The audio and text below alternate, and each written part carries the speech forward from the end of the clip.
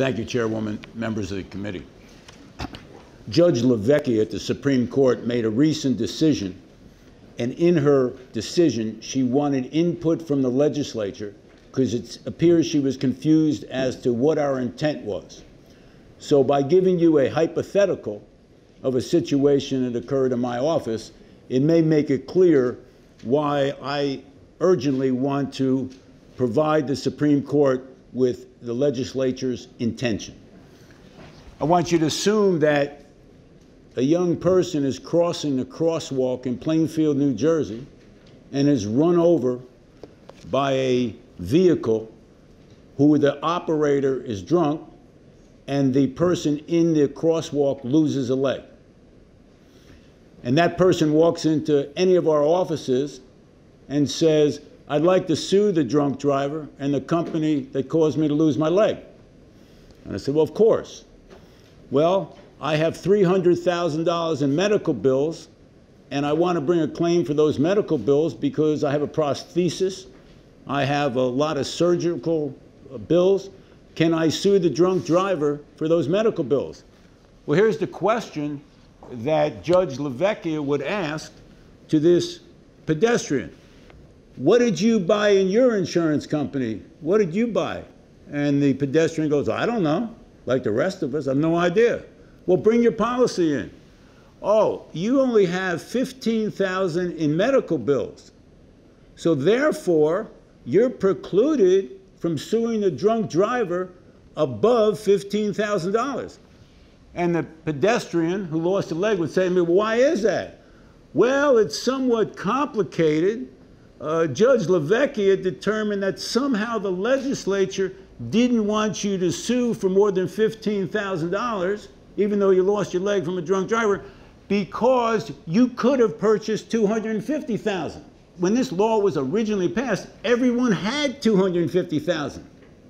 But over the last 20 years, the Department of Insurance permitted insurance companies to reduce that $250,000 down to $15,000 with a $2,500 deductible. So this legislature and this bipartisan bill is saying to the Supreme Court, we do not want to preclude people from suing for medical bills, and that was not the intent originally of the legislature. There's been a couple issues raised by the insurance companies on this bill. First, they're saying, well, there may be double recovery. I can tell you as part of my testimony here, there is no intent under any circumstances to get double recovery.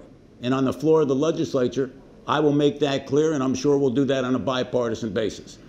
Because you're allowed to present these bills in this statute, insurance companies are saying, well, you're permitted to present these, therefore the court may interpret that as double recovery. It does not happen. There is a law in this state called a collateral source rule. If you receive the money from some other source, you don't get double recovery. No judge in this state is going to allow you to get double medical bills, and this legislature does not intend to do that. Second, the other issue that the insurance companies raised, because I don't think the insurance companies, and they testified today, I don't think they oppose this concept that you should be able to bring a claim for medical bills above $15,000. I think in their hearts, they know this is the right thing to do. It is the wording of this statute that they have some concerns with. So let me make it clear, and I'm sure that Senator Scutari and Assemblywoman Downey agree with me, that we under no circumstances want double recovery. And secondarily, and this is important as well, I believe that the bills should be paid according to the PIP schedule. And I'd be willing to work on a bill immediately afterwards to make sure that there is no excessive recovery of medical bills. So in conclusion, let me say this again. When people buy insurance, especially people who don't have health insurance, people who don't have the resources to pay their medical bills, those are the people who are going to be hurt here. And I can tell you that if anyone in here knows their policy, their auto policy, and understands exactly how much medical they are buying and what the consequences are of buying $15,000 in medical, please, you will be one in a million. I have a tough time reading my own policy.